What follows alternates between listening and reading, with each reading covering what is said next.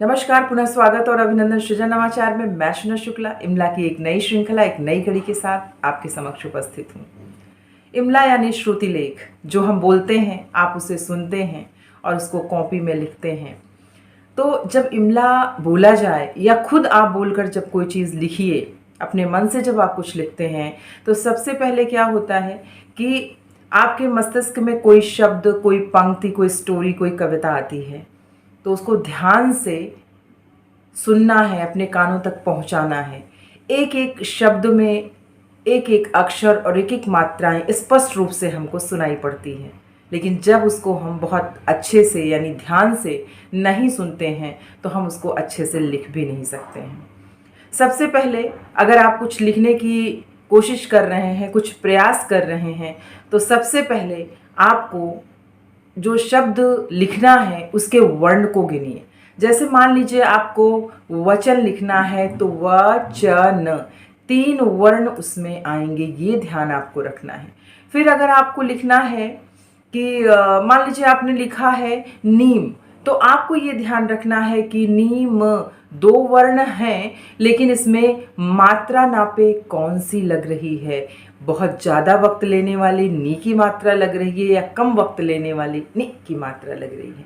जब इन सब चीज़ों का हम ध्यान रखते हैं तो बहुत सहजता से हम कोई भी टॉपिक हो, कोई भी प्रकरण हो, बहुत सहजता से लिख लेते हैं। और फिर आपसे वही विनम्र निवेदन कि मेरे पहले के जितने पूर्व के वीडियोस पड़े हैं उसको ज़रूर देखिए। मात्राओं का वीडियो, इमला का वीडियो जो मैंने बहुत विस्तृत तरीके से बनाया हुआ है, उसको देखने के बाद इस श्रृंखला से आप जुड़िए तो निश्चित रूप से आपको सफलता जरूर मिलेगी।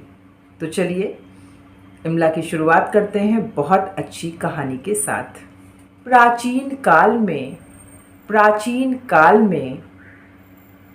एक गांव में प्राचीन काल में एक गांव में मनोहर और धर्मदास 2 मित्र रहते थे। वो दोनों विदेश से धन कमाकर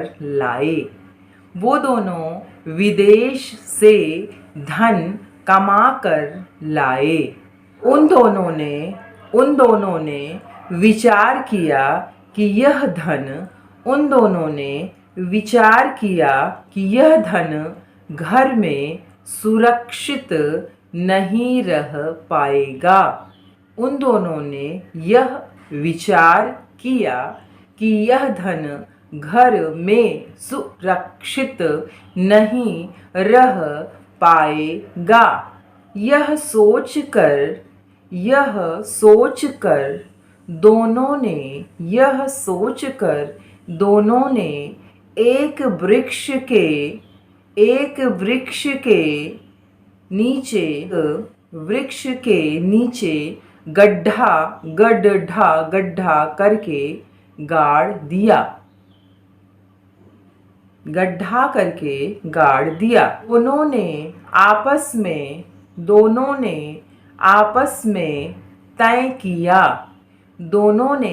आपस में तय किया कि जिसको धन की आवश्यकता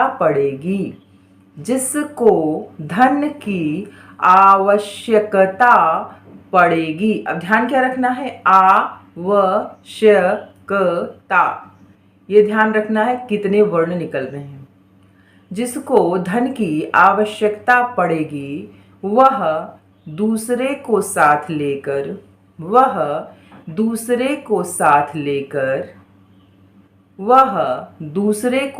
लेकर जितना आवश्यक है उतना निकाल लेगा। मनोहर सरल स्वभाव का था। अब यहाँ ध्यान रखना है कि स वा में समाहित हो रहा है तो स आधा होगा। स्वभाव का था, लेकिन धर्मदास, लेकिन धर्मदास बहुत चतुर था। धर्मदास बहुत चतुर था। दूसरे ही दिन धर्मदास ने सारा धन निकाल लिया। उसके बाद उसने मनोहर से कहा, चलो धन की आवश्यकता है, निकाल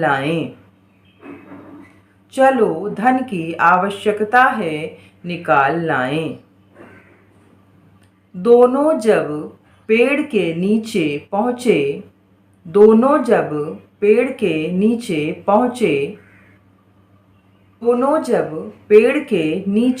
पहुँचे तो गड्ढा खोदने पर वहाँ धन नहीं था।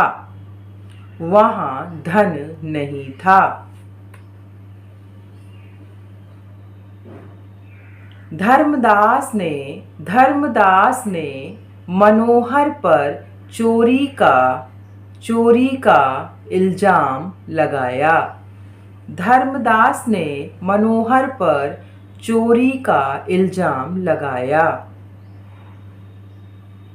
दोनों मिलकर राजा के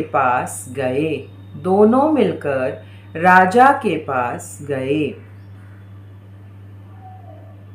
राजा ने बोला, कल वृक्ष ही इसका उत्तर देगा कि धन कौन चुराया है।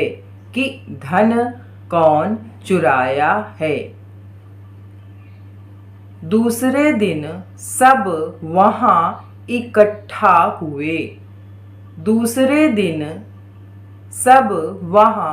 इकट्ठा हुए। राजा ने वृक्ष से पूछा,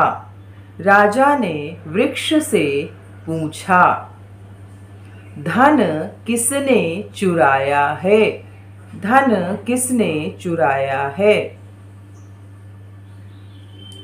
वृक्ष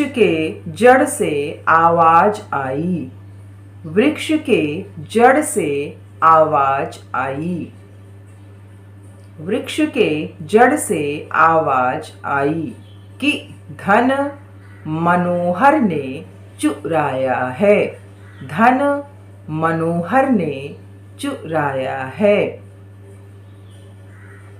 यह सुनकर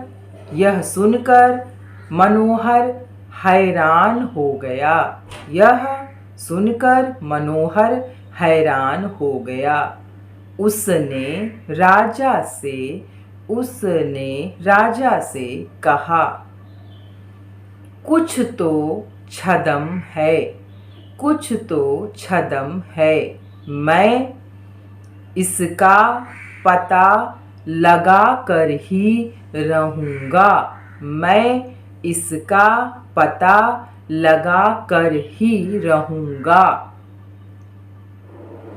उसने सूखी पत्तियां इकट्ठा करके पेड़ के खोखल में जलाना शुरू किया।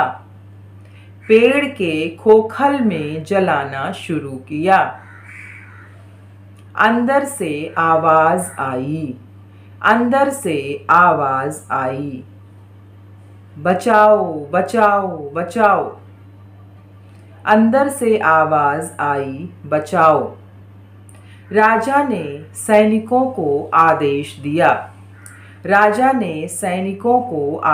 दिया कि खोखल में जो छिपा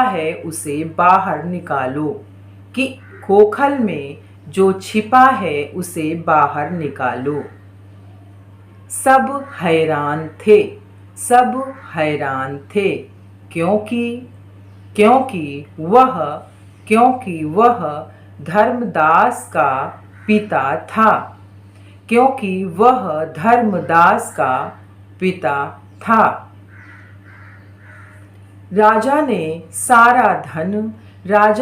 सारा धन मनोहर को देकर, राजा ने सारा धन मनोहर को देकर धर्मदास और उसके पिता को जेल भेज दिया, धर्मदास और उसके पिता को जेल भेज दिया। फिर एक नई स्टोरी के साथ, इमला के एक नए तरीके के साथ आपके समक्ष उपस्थित होती हूँ। तब तक के लिए बाय बाय।